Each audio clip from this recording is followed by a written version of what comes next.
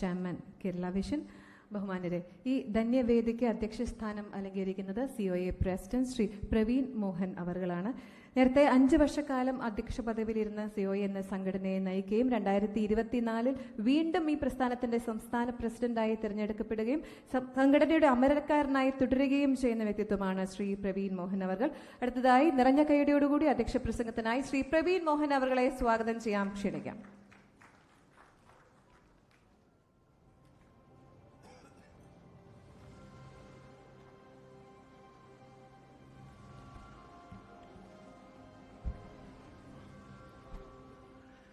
ആദരണീയനായ ഈ ആഘോഷ രാവിൻ്റെ ഉദ്ഘാടകൻ, ബഹുമാനനായ കേരളത്തിൻ്റെ വ്യവസായ വകുപ്പ് മന്ത്രി ശ്രീ P. രാജീവ് അവറുകൾ, ഞങ്ങളുടെ വിശിഷ്ടാതിഥിയായി ഇവിടെ എത്തിയിട്ടുള്ള മലയാള മാധ്യമരംഗത്തെ മാത്രമല്ല രാജ്യത്തെ മാധ്യമ മേഖലയുടെ തലതൊട്ടപ്പനായിട്ടുള്ള ബഹുമാനനായ ശ്രീ മാധവൻ സാർ, എറണാകുളത്തിൻ്റെ സ്വകാര്യ അഹങ്കാരമായ ശ്രീ ഹൈബി ഈഡൻ MP, പ്രിയങ്കരനായ എറണാകുളത്തിൻ്റെ MLA ശ്രീ TJ വിനോദ്, അതോടൊപ്പം തന്നെ വേദിയിലുള്ള മാതൃഭൂമിയുടെ മാനേജിംഗ് ഡയറക്ടർ കൂടിയായിട്ടുള്ള ഏറ്റവും ആരാധ്യനായ ശ്രീ MP ശ്രേയസ് കുമാർ അവറുകൾ, അതുപോലെ തന്നെ ബഹുമാനനായ ഞങ്ങളുടെ സുഹൃത്തും സഹപ്രവർത്തകനുമായിട്ടുള്ള ന്യൂസ് മലയാളം 24/7 മാനേജിംഗ് ഡയറക്ടറും അതുപോലെ തന്നെ തമിഴ്നാട് കേബിൾ TV ഓപ്പറേറ്റേഴ്സ് അസോസിയേഷന്റെ സംസ്ഥാന പ്രസിഡന്റുമായിട്ടുള്ള ശ്രീ സക്കീലൻ പത്മനാഭൻ, KCCയുടെ ചെയർമാൻ ശ്രീ ഗോവിന്ദേട്ടൻ, മാനേജിംഗ് ഡയറക്ടർ ശ്രീ സുരേഷ് കുമാർ, അതുപോലെ തന്നെ general secretary Shri PB Suresh അടക്കം വേദിയിലുള്ള സമാരാധ്യരായ നേതാക്കന്മാരെ, അതോടൊപ്പം തന്നെ ഈ സദസ്സിലുള്ള പ്രിയപ്പെട്ട സതീഷ്, ശിവകുമാർ അടക്കം വേദിയിലുള്ള സമാരാധരായ നേതാക്കന്മാർ, അതുപോലെ തന്നെ very distinguished guests coming from the various parts of our country. It's like our business partners, friends, well-wishers. അങ്ങനെ ഒരുപാട് പേർ ഇപ്പോൾ കേരളത്തിൻ്റെ പുറത്തുള്ള, ഇന്ത്യക്കകത്തും പുറത്തുമുള്ള ആളുകൾ ഇവിടെ പങ്കെടുക്കുന്നുണ്ട്, മാധ്യമ പ്രവർത്തകർ പങ്കെടുക്കുന്നുണ്ട്. എല്ലാവരെയും COAയ്ക്ക് വേണ്ടി സ്വാഗതം ചെയ്യുന്നു. തീർച്ചയായും ഞങ്ങൾക്ക് വളരെ അഭിമാനമുള്ള ഒരു നിമിഷമാണിത്. കേരളത്തിൽ കേബിൾ TV ഓപ്പറേറ്റേഴ്സ് അസോസിയേഷന്റെ ഭാഗമായി പ്രവർത്തിക്കുന്ന കേരള വിഷൻ ഇന്ന് ഈ സാമ്പത്തിക വർഷത്തിൽ 2024-25 സാമ്പത്തിക വർഷത്തിൽ 1000 കോടി എന്ന ഈ ഒരു വലിയ മാന്ത്രിക സംഖ്യയിലേക്ക് എത്തിയ ആ സന്തോഷം പങ്കുവയ്ക്കുന്ന ഒരു നിമിഷമാണിത്. ഇങ്ങനെ ഒരു ചടങ്ങ് സംഘടിപ്പിക്കുന്നതിനെ കുറിച്ച് ആലോചിച്ചപ്പോൾ വിവിധങ്ങളായ ചർച്ചകൾ ഞങ്ങളുടെ ഉള്ളിലുണ്ടായി.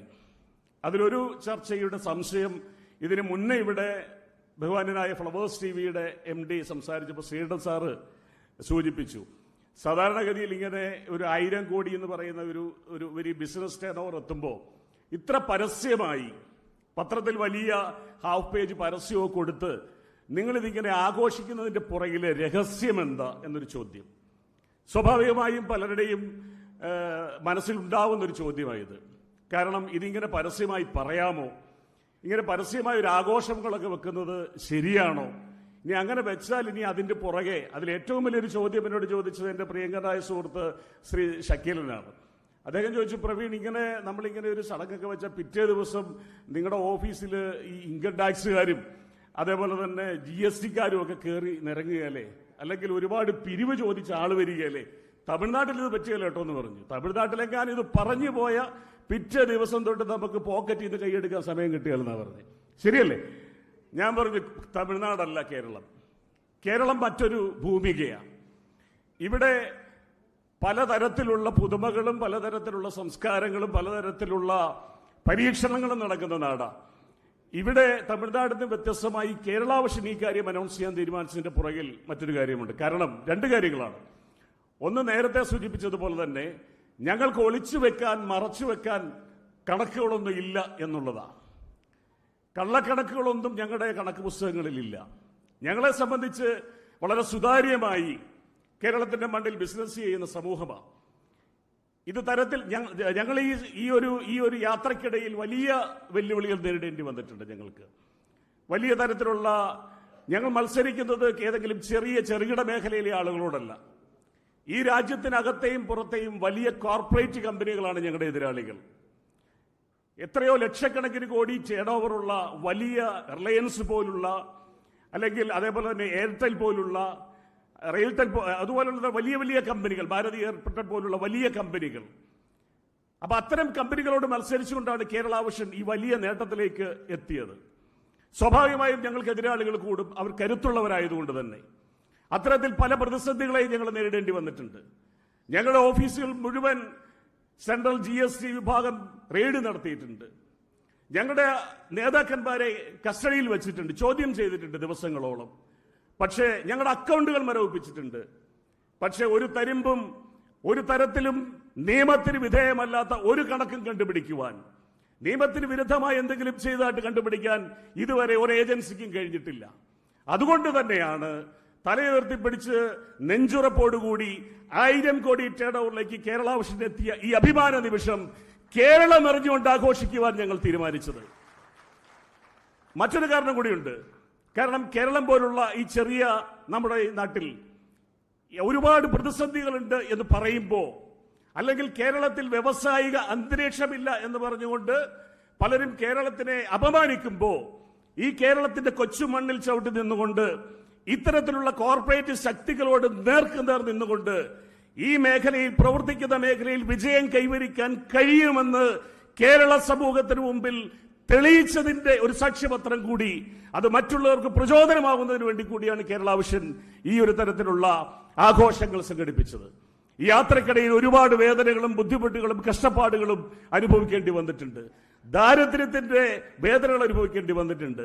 ഇതിന്റെ മുൻകാല നേതാക്കന്മാരടക്കം, ഞാനടക്കമുള്ളവർ വണ്ടിക്കാശിന് വകയില്ലാതെ രാത്രിയിൽ ഇവിടെ ഈ KSRTC സ്റ്റാൻഡിൽ നിന്നും റെയിൽവേ സ്റ്റേഷനിൽ നിന്നുമൊക്കെ അങ്ങോട്ടും ഇങ്ങോട്ടും പിരിവെടുത്ത പണം കൊണ്ട് ഇവിടുത്തെ യോഗങ്ങൾ കഴിഞ്ഞ് വീട്ടിൽ പോയ ചരിത്രമുണ്ട് ഈ സംഘടനയ്ക്ക്. സൗത്ത് റെയിൽവേ സ്റ്റേഷന്റെ അടുത്ത് KK ഹോട്ടൽ, ഇന്റർനാഷണൽ എന്ന് പേര് മാത്രമേ ഉള്ളൂ. മഴ പെയ്താൽ മുഴുവൻ ചുവട്ടിൽ വെള്ളം വീഴുന്ന ഒരു ഹോട്ടലിൽ മുട്ടറ്റം വെള്ളത്തിൽ നിന്നുകൊണ്ട് യോഗങ്ങൾ കൂടിയ എത്രയോ ദിവസങ്ങൾ കേരള വിഷന്റെ ചരിത്രത്തിലുണ്ട്. അങ്ങനെ ഒരുപാട് കഷ്ടപ്പാടിന്റെയും ബുദ്ധിമുട്ടിന്റെയും ഒക്കെ ആ യാത്രയ്ക്കൊടുവിലാണ്, ആ വെല്ലുവിളികളെ അതിജീവിച്ചുകൊണ്ടാണ് ഈ നേട്ടത്തിലേക്ക് ഞങ്ങൾ എത്തിച്ചേർന്നിട്ടുള്ളത്. ആ യാത്രയിൽ ഞങ്ങളെ സഹായിച്ച ഒരുപാട് നല്ല സ്ഥാപനങ്ങളും സമൂഹങ്ങളും വ്യക്തികളും ഞങ്ങൾക്കൊപ്പമുണ്ട്. അതിലൊന്ന് ഞങ്ങളുടെ തന്നെ ഭാഗമായി നിന്നിട്ടുള്ള 14 മീഡിയ എന്ന് പറയുന്ന ഒരു ഗ്രൂപ്പ്. കേരള വിഷൻ ചാനൽ ആദ്യമായിട്ട് ഒരു കേബിൾ ചാനലായിട്ട് ആരംഭിച്ചപ്പോൾ ആ ചാനൽ ലീസിനെടുത്തുകൊണ്ട് അന്ന് ദൈനംദിനമായ ചെലവുകൾ നടത്താൻ ബുദ്ധിമുട്ടിയിരുന്ന സമയത്ത് ഒരു ചെറിയ തുകയാണെങ്കിലും സംഘടനയ്ക്ക് നൽകിക്കൊണ്ട് ഞങ്ങളെ സഹായിച്ച 14 മീഡിയ എന്ന് പറയുന്ന ഞങ്ങളുടെ തന്നെ ഭാഗമായി ഓപ്പറേറ്റർമാർ ചേർന്ന് നടത്തിയ ഒരു സ്ഥാപനമാണ്. അതൊരു വലിയ സഹായമായിരുന്നു. അതായിരുന്നു ഞങ്ങൾ ആദ്യം വാങ്ങിച്ച കാരിയേജ് ഫീസ് എന്ന് പറയുന്നത്. ഈ ഒരു വേദിയിൽ എനിക്ക് ഒരുപാട് മാധ്യമങ്ങൾ ഇവിടെ പങ്കെടുക്കുന്നുണ്ട്. പക്ഷെ ഒരു മാധ്യമത്തിന്റെ പേര് പറയാതെ പോകുന്നത് മര്യാദയല്ല എന്നുള്ളത് കൊണ്ട് ഞാൻ സൂചിപ്പിക്കുകയാണ്. അത് ഏഷ്യാനെറ്റ് ന്യൂസ് ആണ്. പ്രിയപ്പെട്ട ഫാൻ സാർ ഇവിടെ വന്നിട്ടില്ല. സാറ് പനിയായിട്ടിരിക്കുകയാണ്. എന്നെ വിളിച്ചിരുന്നു, സംസാരിക്കാൻ പോലും അദ്ദേഹത്തിന് കഴിയുന്നില്ല. കാരണം ഞാൻ നേരത്തെ പറഞ്ഞ പോലെ ഡിജിറ്റൽ ലോകത്തേക്ക് കടന്നു വന്നപ്പോൾ കേരളം മുഴുവൻ ഈ സിഗ്നൽ എത്തിക്കുന്നതിന് വേണ്ടി റെയിൽവേയുടെ ഫൈബർ ഉപയോഗിച്ചുകൊണ്ട് ബിസിനസ്സിലേക്ക് വന്നപ്പോൾ റെയിൽവേയുടെ മാസ വാടക ഫൈബറിനടയ്ക്കാൻ ഓരോ മാസവും കഷ്ടപ്പെടുകയാണ്. ആ ഓരോ മാസവും കഷ്ടപ്പെടുമ്പോൾ ഓരോ തവണയും കട്ട് ചെയ്യും റെയിൽവേ. അപ്പോഴെല്ലാം ഞങ്ങളുടെ സിഗ്നൽ ബ്രേക്ക് ആവുകയാണ്. അങ്ങനെ ഒരുപാട് ബുദ്ധിമുട്ട് നടന്നൊരു സമയമുണ്ട്. ആ സമയത്ത് അന്നാദ്യമായി ഏഷ്യാനെറ്റ് ന്യൂസുമായിട്ടാണ് കാരിയേജിന്റെ എഗ്രിമെന്റ് കേരള വിഷൻ വയ്ക്കുന്നത്. അന്ന് ഏഷ്യാനെറ്റ് ന്യൂസ് കാരിയേജ് ഫീസായിട്ട് വന്ന 15 ലക്ഷം രൂപയിൽ നിന്നാണ് കേരള വിഷന്റെ സാമ്പത്തിക ബുദ്ധിമുട്ട് മാറുന്ന ഒരു ചരിത്രം ആരംഭിക്കുന്നത്. പിന്നെ അങ്ങനെ ഒട്ടനവധി തലങ്ങളിൽ നിരവധി സഹായികളുമായി പലതരത്തിലുള്ള ആളുകളും വ്യക്തികളും സ്ഥാപനങ്ങളും ഒക്കെ കേരള വിഷനെ പല രീതിയിൽ സഹായിച്ചിട്ടുണ്ട്. അപ്പൊ ആ ഒരു യാത്ര ഞങ്ങൾ ഇവിടെ എത്തിച്ചേർന്നിരിക്കുകയാണ്.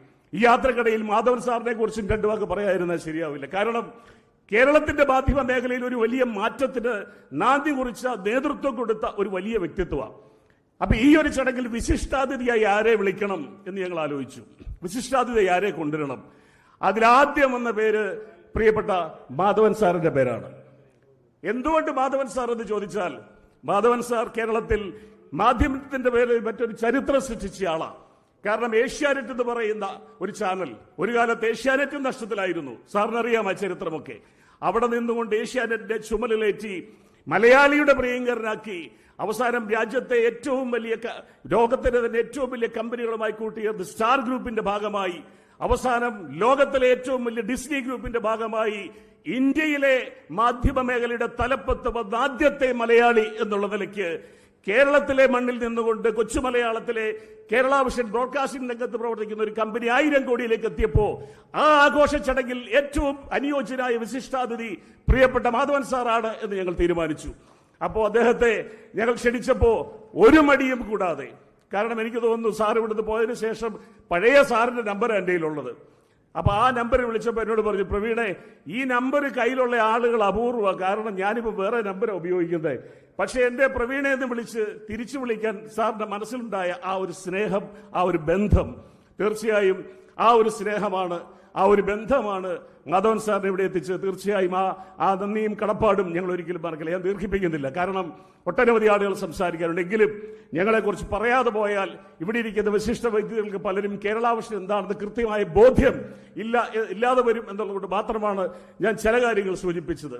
വലിയ വെല്ലുവിളികളാണ് ഇനിയും ഞങ്ങളുടെ മുമ്പിലുള്ളത് എന്ന് ഞങ്ങൾക്ക് ഉത്തമ ബോധ്യമുണ്ട്. കാരണം ഞാൻ നേരത്തെ പറഞ്ഞതുപോലെ വലിയ മത്സരങ്ങളുടെ ലോകത്ത് വലിയ കോർപ്പറേറ്റ് ശക്തികളോട് ബല്ലിട്ടുകൊണ്ടാണ് കേരള വിഷൻ ഈ വലിയ വിജയം നേടിയതെങ്കിൽ ഇനിയും പുതിയ വിജയങ്ങൾക്കായിട്ടുള്ള ഞങ്ങളുടെ യാത്രയിൽ, ഞങ്ങളുടെ ഈ മുന്നോട്ടുള്ള പോക്കിൽ ഇന്നലെ വരെ ഞങ്ങളോടൊപ്പം നിന്ന, ഞങ്ങളെ സ്നേഹിച്ച, ഞങ്ങളെ പിന്തുണച്ച, ഞങ്ങളെ സഹായിച്ച, ഞങ്ങളുടെ നന്മയ്ക്ക് വേണ്ടി പ്രാർത്ഥിച്ച നിങ്ങൾ ഓരോരുത്തരുടെയും സ്നേഹവും സഹകരണവും ഞങ്ങൾക്ക് ഇനിയും ഞങ്ങളോടൊപ്പം ഉണ്ടാകണമെന്ന് മാത്രം അഭ്യർത്ഥിച്ചുകൊണ്ട് ഈ വിജയവേളയിൽ ഞങ്ങളോടൊപ്പം ചേർന്ന് എല്ലാവർക്കും കേബിൾ TV ഓപ്പറേറ്റേഴ്സ് അസോസിയേഷൻ സംസ്ഥാന കമ്മിറ്റിയുടെ പേരിൽ അഭിവാദ്യം അർപ്പിച്ചുകൊണ്ട് ഞാൻ അവസാനിപ്പിക്കുന്നു. നന്ദി, നമസ്കാരം.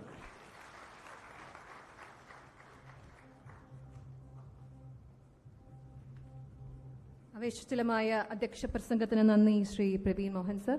ബഹുമാനരെ, അടുത്തതായി കേരള വിഷൻ ബ്രീഫ് റിപ്പോർട്ട് ഒപ്പം 1000 crore അച്ചീവ്മെന്റ് ഡിക്ലറേഷനുമാണ് നിർവഹിക്കുന്നത് ശ്രീ